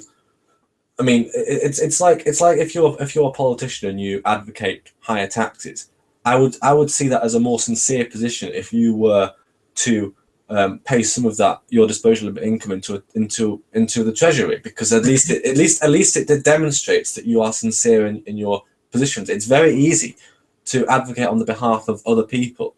That's because those people are, in a sense, proliferating the problem. Okay, look, have you seen that graph of like wealth inequality in America? Okay, and the top 2% or whatever have more wealth than the other, literally the rest, the other 80% or whatever. Okay, I'm not the problem. That's the fact. I'm not the problem. It's basically the people that have that control over. You still have more wealth than an African child. Yeah. No, you still have more. Yeah, I mean, in terms of a world population average, you're still probably in the top 10%. Yeah, but that's bullshit, because we've taken money and exploited from those countries for generations. We bloody exploited Africa to its full in the 1880s or whatever it was. Well, we were. I mean, you can't really.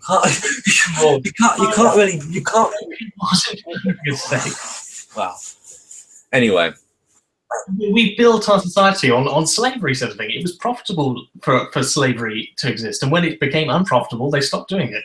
Yeah, well, and our society's progressed a long way beyond slavery. I wouldn't like to uproot our system on the off chance. Yeah, but it's something better than we already have now, and we might actually get some. We might actually get something like slavery happening again. I mean, again, I'd feel very nervous about living in a system where you don't have much of an idea about how you're going to enforce basic aberrant behaviour like murder. So well, I mean that's something that I would be very concerned about, uprooting an entire society when you don't have much of a cogent idea about how you would deal with basic things like murder or indeed slavery. If someone started up a slave trade, I'm not sure you would be able to stop that from happening. I'm much less you'd be able to guarantee it from happening. At least I can pretty much guarantee that we're not going to have systemic, large-scale slavery in a modern Western society anytime soon. I've already gone over that in terms of the incentives. Anyway, we're going around in circles. I think anyway. Before we finish, I mean, I was just wondering if is there anything you want to ask me, because I've largely been on the offensive. I just want, if you want to put any of my beliefs to the. I think you roughly know that I'm sort of free market kind of. Okay. Right. Okay. Do you disagree with the idea that workers should be able to own their workplaces? Yeah. You disagree? Well, I mean, they largely, at the end of the day, could very much so exist without the boss in charge, but the boss cannot exist without the workers in charge, unless he was completely self-employed, in which he'd be using his own labour. But he can't exploit them. I mean, if I create my own business and it's successful, and I employ a small work staff, maybe half a dozen people, and it's a relatively successful business based on the work that I put in. Are you saying that I should be expected to give every employee in my company equal shares of my business? Let's say that there's five employees, including me. So that means each of them will own 20% of the business. Should I be expected to do that? I don't think there's anything between like percentage of the business and whatsoever. I just think that everybody should have the same decision making as the other guy, so that you don't have to have exploitation or hierarchies involved in there. Unjustified hierarchies. Let's not get into that chat again. Well, I mean, would you say that it's if I'm the owner of the business, what would you say? It's literally impossible for me as a business owner to behave in a way that isn't exploitative. If you hire other people, and they don't get a say in how they run, as in, so if they don't get some decision making involved in that entirely within our system today, then yeah, I would think that'd be exploitive. They can of course leave. Yes, but then where do they go? They presumably they should presume go to another boss.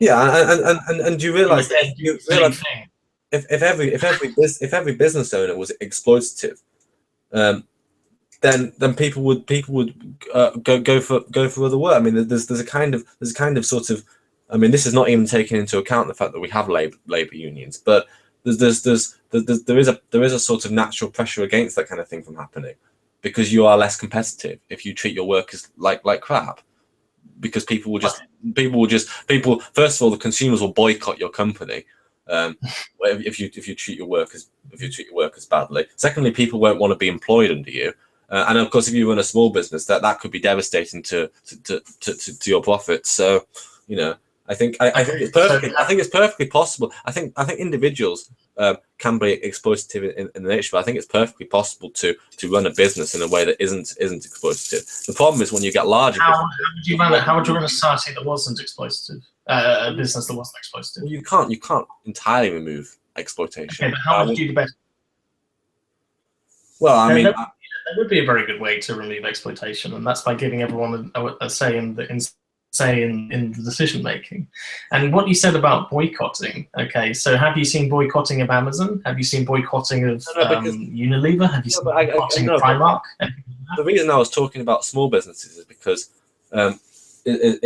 because they don't need to be regulated as much, because the market forces are more effective when it comes to small businesses. For larger businesses, you have to have some kind of regulation going on, and in terms of very large businesses, I mean, one thing that governments tend to do is they tend to stop businesses from monopolizing the market, because once you monopolize the market, then there's no competition at all, which removes any kind of incentive for equitable treatment of the employees. So for large businesses, it's essential that you have strong regulation, which and this strong regulation comes when you have a system in place to execute that regulation, which in this case is the government, which I'm not against. I'm not against regulation at all. So that's how I would, yeah. Well, I'm also in favour of regulation in the current system we have, but I just know that it's not really going to accomplish that much apart from It's not perfect. It's not perfect. No. But I agree with it within the current system that we have. But I also am aware that, you know, when 6 companies control most of pretty much everything that we buy, then I think, frankly, that's a monopoly as far as I'm concerned, when you have 6 fucking people. Well, the problems with monopolies can be sort of explained from a free market perspective, in that the whole basis of free market capitalism is that you have strong, healthy, dynamic competition, and when you get large businesses that monopolize the market, you don't have that competition, and without this competitive force, you tend to get stagnation, which is the problem with large businesses. So I think under the sort of philosophy of free market capitalism, there's very good reasons why we would be opposed to monopolies and big corporations that corner the market. There's very good reasons why we'd be opposed to that. We have that today. We have the people who have basically cornered the market in many respects. And like I say, there would be arguments for trying to improve the system to try and prevent that kind of thing from happening. And you can say from a free market perspective that cornering the market is not collectively beneficial for anyone. It's not beneficial for the consumer. It's not beneficial for the employees, and it's not even really beneficial for the people who own the business. I think it's very, very profitable for them, but that's a different story. Maybe for the owners. Yeah, it's not beneficial for anyone. I would say that within society, within the system that functions, okay, that it's simply just an inevitable growth of that, inevitable way in which the society functions. Some people say, well, we just need to go back to 1776. But I would simply say that if we wanted to go back to 1776 in America, when it was all peaceful and harmony and whatever, and the government was small and whatever, it would simply roll the same way, because that's the way it has. I mean, for corporate monopolies are something that government should try and tackle. And again, I'm interested in people trying to work out new and innovative ways to stop monopolies from occurring. But again, as I say, I am not under the illusion that any system is perfect, and I don't strive for perfection. I just strive for the best possible system that is feasible, and the feasibility to me is very important. And when people have those ideas, then it kind of tends to block them off from ever getting anywhere, largely a lot of the time. The idea that, you know, this system is necessary to our existence cuts off all what's called toxic acid on rational thinking or whatever, progressive thinking. Again, I'm not against the concept of progressivism. I'm not even against the concept of hypothetical situations such as yourself are proposing, where we overhaul the system. I'm not against these kind of discussions, and I'm not against progressivism in that sense.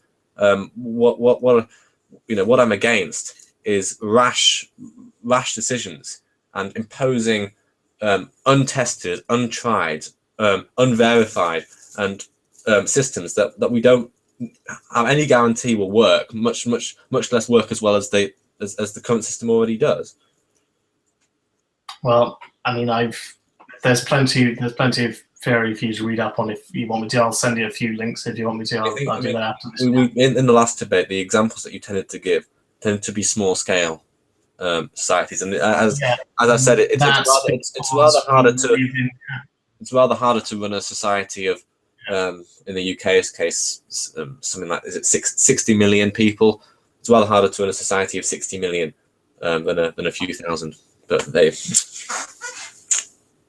well, you know, Rojava's doing it with 3 or 4 million. So how long did that last? It's still going. Who? Is it? Rojava. What's that? Rojava. Northern Syria. Well, again, I mean, Rojava is the Kurdish situation that's happening right now. Yeah. They have a large amount of democratic control to an extent, and they have, a communalist philosophy of democratic confederalism. And they're also pretty vulnerable to insurgents, rebels, indeed ISIS. Yeah, and that's the problems that they're dealing with right now. 70% of their economy is going into the military, and they're still doing pretty well for themselves. Well, okay, we'll see how it develops then. I mean, personally, I wouldn't want to live in a country where you currently have to be conscripted into a military. But maybe you'll be proven right, and if you are proven right about the Kurdish nation, if a Kurdish nation ever does exist, we should revisit this, and you can sort of I'll eat humble pie, so to speak. But, there we go. Well, yeah, and I think also another thing that we have to bear in mind is that, like, in society, like, we feel that. Do you agree with sort of like you can somewhat ethically consume, so that you can like buy from the right companies, and then that will help the economy or something like that? Are you talking about fair trade? Let's take fair trade as an example. Yeah. See, I'm actually. I don't agree with the concept of fair trade at all.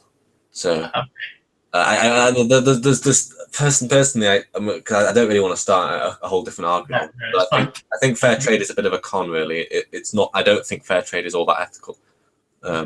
Well, what I was going to lead off from there was I was going to say, because a lot of people say that that you can have a society and you just need to make the right decisions in what you buy and what you consume and what you do, etc. And then that individually will help it. But the problem is with this, and this is the problem with capitalism, it's all linked in chains and it's impossible for us to get out. So it's impossible for that to happen. And what I would say as a countermeasure to that is that by allowing people, as I said this to a guy called that guy T, Talik, whatever his name is, I said to him that the reason that it's mitigated, the reason these problems are mitigated, is because when you have control over that, factory where it produces goods, food or whatever, then that mitigates the problems of exploitation. In fact, I believe it just gets rid of it, because there is no longer any boss who is exploiting your labor power so that he can do whatever he wants to do. And so that's sort of the thing. It's a mitigation problem of allowing people just more control over their lives that people have fought for hundreds of years. I don't think we should stop that and just say that we need to go with our society we have now. But, yeah. I do agree on one thing, which is that it's not just a case of if people make better choices, society will be better. I do think the system is large. The system. The system has consequences on what the society is going to be like, and the reason that democracies function better than dictatorships are not because the citizens of dictatorships are less moral people, or indeed the dictators are less moral than politicians, but simply a case that power corrupts, absolute power corrupts, absolutely, and acknowledging the fact that humans are inherently selfish, we need to find a system that limits the damage of that. And I think that the system that limits the damage of that most are modern Western capitalist democracies. So you obviously disagree, but I think we at least both agree on the general principle that the system is important, and that humans are inherently selfish individuals. Yeah. I don't think that's entirely true, but anyway, that'll lead us onto another thing. I'd say in regards to that is the system that I'm talking about. I'm talking about one where each person, 10 people who work in a workplace versus 9 people who work in a workplace and 1 person who works in a workplace as the boss of a workplace. I think the one with 10 people all in power, all with an equal vote in how they work, is going to not have that power, that power dynamic that is going to lead to absolute power corrupts, because each of them have power. They can, they work with that. Do you not see that? I see it, but I still think it's I still think it's limited to a fictional society. I just don't think it's a practically realistic scenario. I don't think I'm very skeptical that such a situation could exist. Okay, fine. Yeah. Okay. So I think maybe we should start ending this now, I guess, then. Yeah, it's been 2 hours. Yeah.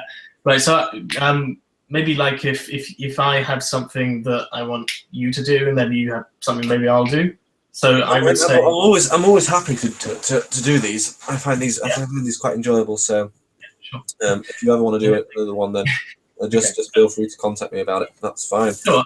So I'd say to you, because I can't really recommend any books right now that I could definitely tell you to read, but I'd definitely say look up, I suppose, maybe the history of how capitalism has developed. Like since I think if you're really interested in reading, there's a good book called How the West Came to Rule.